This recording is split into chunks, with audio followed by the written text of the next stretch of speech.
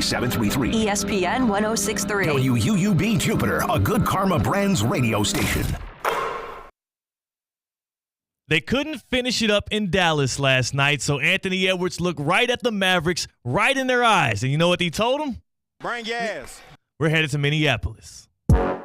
Live from the Anajar and Levine Accident Attorney Studios. The man, your man could smell it. Theo Dorsey is theoretically speaking. But are you a different animal and the same beast? What does that mean, Kobe Bryant? Streaming live on YouTube, here's Theo Dorsey.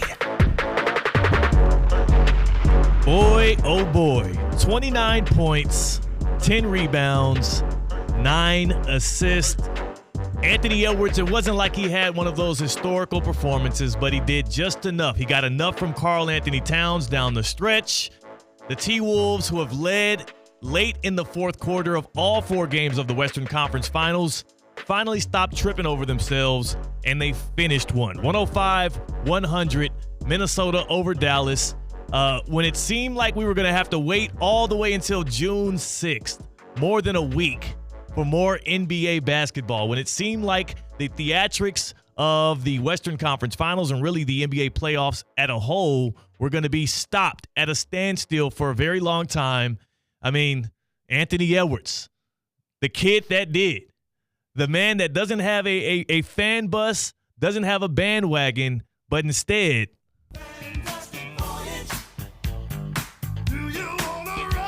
come on. It continues. It spreads the fantastic voyage as Anthony Edwards and the Minnesota Timberwolves. I mean, at the very least, even if you aren't pulling for the future face of the league to finally take his mantle, even if you don't have a dog in the fight, we can all agree everybody wins because we have more basketball coming as we'll have Game 5 of the Western Conference Finals tomorrow night in Minneapolis. And again, as Anthony Edwards reminds you all the time, bring gas. It's about that time. It's about that time. C-Cat, I thoroughly enjoyed it. It was my birthday yesterday.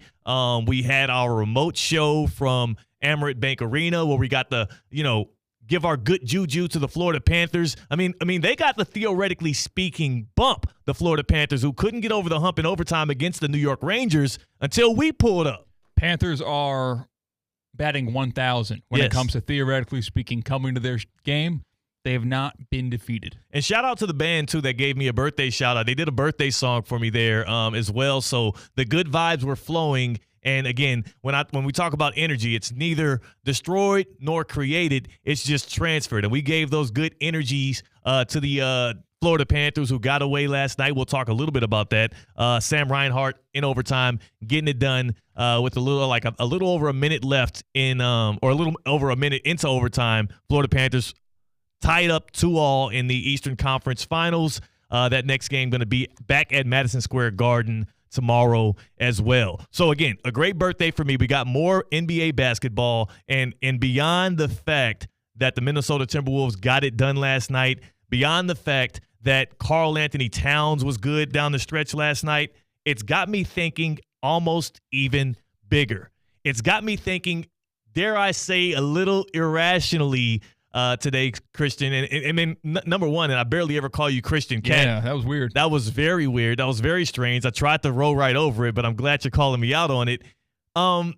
Crazier things have happened in sports than what I am about to project right now.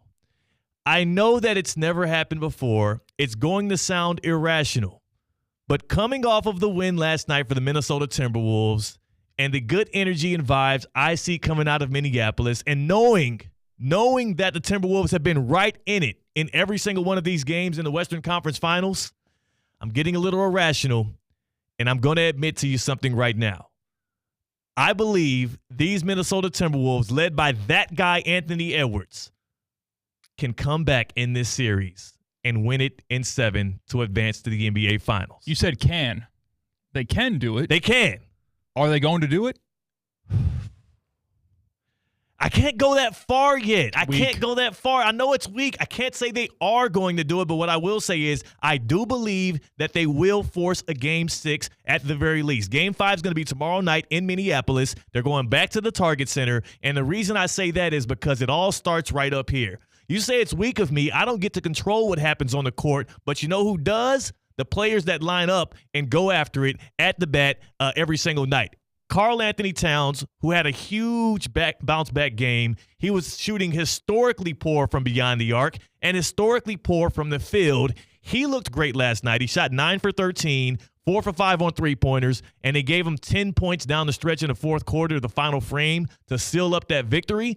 And then, of course, you had Anthony Edwards making a promise, delivering a promise. And again, everything that we do, all of our actions start from these seeds in our mind. If you believe it, you can go out and achieve it. That's what they taught you in elementary school, right? Be all you can be. Whatever you want to do, you can go out and achieve.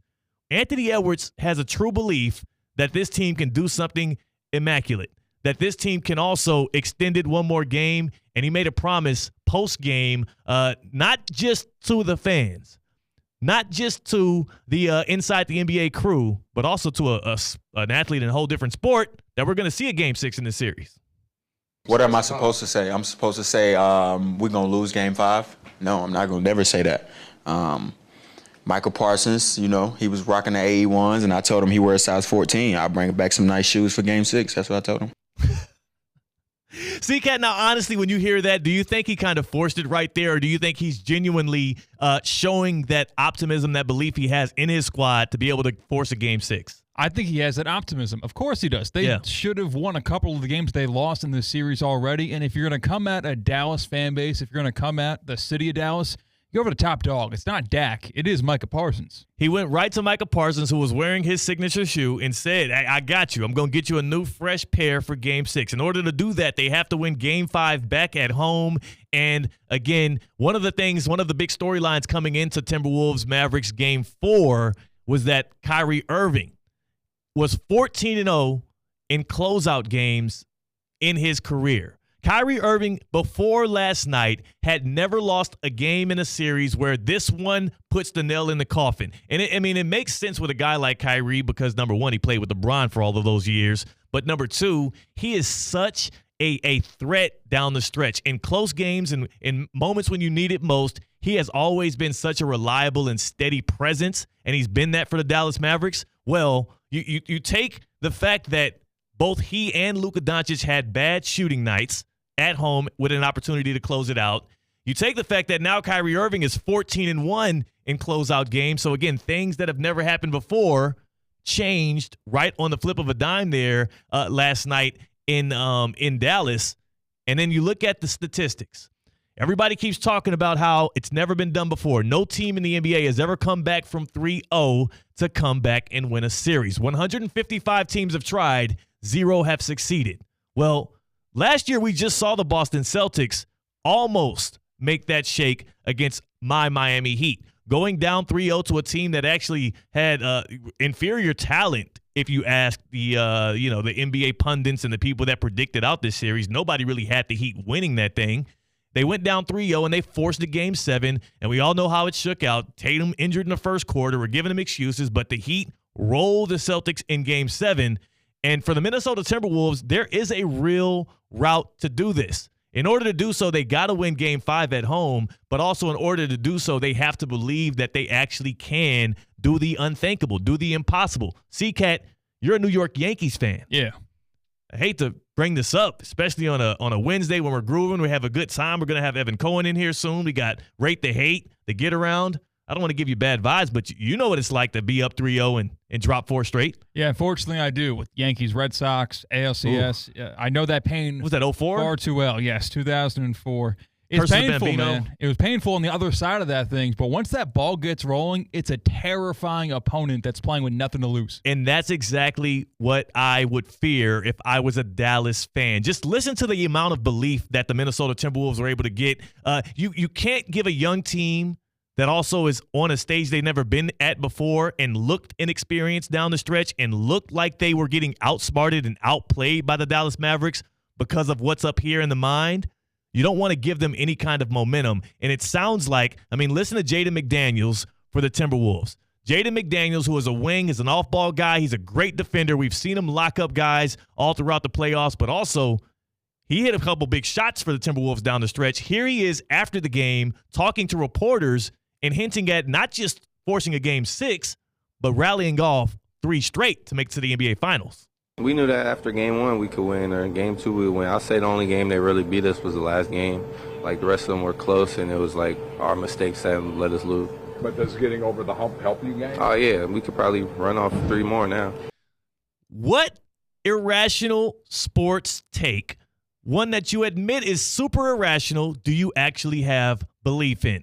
Because me, I sit here today fully believing that hashtag Wolves back, hashtag Wolves in 7, the Minnesota Timberwolves, after what happened last night, and based on what they have going forward, can win this series, win 3 straight, and make it to the NBA Finals. Am I hope casting? Sure. Am I a guy that's been talking about the fantastic voyage and pushing the Anthony Edwards propaganda? Of course I have been. But what I saw last night actually gave me the confidence to come out and say it. The Timberwolves, who had a lead in all 4 games this series, made it happen last night. And irrationally, against all logic, it's never been done before, I do believe they have what it takes. They have the guys to be able to do it, especially if Karl-Anthony Towns can find that shooting stroke again, find that edge, and be more of a pivotal player. Everybody else in the NBA playoffs this year have had their 1-2 punch going. Jason Tatum and Jaylen Brown, they've been going back and forth throughout the playoffs and been good. Tyrese Halliburton even and Pascal Siakam, before Hallie went down, had that ball rolling for the Indiana Pacers. Kyrie Irving and Luka Doncic had their first together, at least, cohesive stinker at the same time last night, and maybe it is more of a improbable feat that both of those guys weren't killing it down the stretch, or maybe Chris Finch, who's been getting a lot of criticism, has figured something out. Maybe Rudy Gobert has gotten a little bit more of a chip on his shoulder and is playing with a little bit more of an edge, even though there was a time last night where I was like, how are you getting cooked by Daniel Gafford now? Like, I still am incredulous with this Rudy Gobert stuff. I know 4-time Defensive Player of the Year. When we watch him get cooked by Nikola Jokic night after night, it's like, okay, he's a 3-time MVP. You have to excuse that. Then I watch him get cooked on an island against Luka Doncic, and it's like, well, he's playing out of position there. His coach should have never had him switch out onto the dude. When Daniel Gafford gets back-to-back-to-back dunks on you right in the lane, we got to relitigate some of these Defensive Player of the Year awards. See, Bam Adebayo needs one. He does need one. And you might not be hope casting, but I am, right? Like, I got nothing to lose here. But the path is there, right? If the Timberwolves won 1 game in Dallas, it felt like, okay, now they go back home. Yeah. They're going to be favorites in that game. Yes. They win that game. Now they've got 2 games momentum going into enemy territory where they feel pretty comfortable. We saw in the past couple of series. And we just saw it. We just saw them be down 3-2 to the defending champions, to Nikola Jokic. And we also just saw a position last series where everybody had written the Minnesota Timberwolves off. Remember when they were done? Like just a week and a half ago, the same people that were beating the drum, Chris Canty on Unsportsmanlike, I believe even Charles Barkley on Inside the NBA, everybody that had a microphone in front of their face was saying, oh, yeah, it's over with. They're down 2 to the Nuggets. The Nuggets are going to win in 6, wrap this series up. And here we are again, the T-Wolves down 3-1. And if Anthony Edwards is going to have his superstar moment, his pivotal moment like right now and really become the face of the league, why not do something that's unprecedented? Why not do something that we've never seen before or even thought would be possible and come back down from 0-3? I just, again, it's irrational, but I do believe it. And we're going to find out a lot about those beliefs tomorrow night when the Timberwolves do host them. And one other good part of this, they're forcing Charles Barkley to work. Sure are. He's not happy about what happened last night. Charles Barkley was ticked off on Inside the NBA that he couldn't pull out the golf clubs and get like UC Cat golfing every other day. Yeah, he's ready for offseason. This isn't the last season of Inside the NBA. That's next year. So they're looking forward to the offseason. Next year, maybe a different tone, right? Because you kind of are nostalgic, thinking about the good old days, a little bit of senioritis where, wow, this is the last game we're ever going to call with TNT. Not this year. No, I want to get on vacation mode. What are your irrational sports beliefs that you could admit it's irrational, but you really do believe it? 888-760-3776. 888-760-3776. Call into the Baptist Health Hotline, 888-760-3776. What are your irrational sports beliefs? Are you experiencing foot and ankle pain and need to see an expert in the field? Baptist Health Orthopedic Care has a team of foot and ankle orthopedic surgeons and specialists who are regarded as leaders in their specialty. Visit baptisthealth.net/ortho to learn more today. Baptist Health Orthopedic Care combines its resources of experienced physicians and leading-edge treatments and technology to provide advanced orthopedic, foot and ankle, joint replacement, spine, and sports medicine care. Visit baptisthealth.net/ortho for more information today. Baptist Health Orthopedic Care has offices conveniently located in Palm Beach County through the Florida Keys. Learn more by visiting baptisthealth.net/ortho. What are your admittedly irrational sports beliefs that you are standing by, though you know logic and reality directly refute them? One sports belief that a couple of sports reporters or radio personalities have, and they admit so on these ESPN 106.3 airwaves, is that the guy that you're going to hear from next, Evan Cohen, is getting some, let's just say some help with that nice tan he has. We're going to crack the code. We're going to find out if Evan Cohen really is using performance-enhancing tanning for his TV look. Evan Cohen, who you hear on Unsportsmanlike 6 to 10 a.m., will present to you the new case of that. Now, CCAT, is this out of bounds for me? I don't know if this is out of bounds for me to be attacking whether or not a guy is using, fake tanning solutions. It's in that gray area, right? Yeah. Sometimes you don't talk about a man's family. Right. Maybe you do talk about a man's tan. Who am I to say? Who are we to say? But we're going to say after this. We'll take that risk. Evan Cohen from Unsportsmanlike joins us. We'll address the allegations. It's Theoretically Speaking on ESPN 106.3. Live from the Anajar and Levine Accident Attorney Studios. Anajar and Levine Accident Attorneys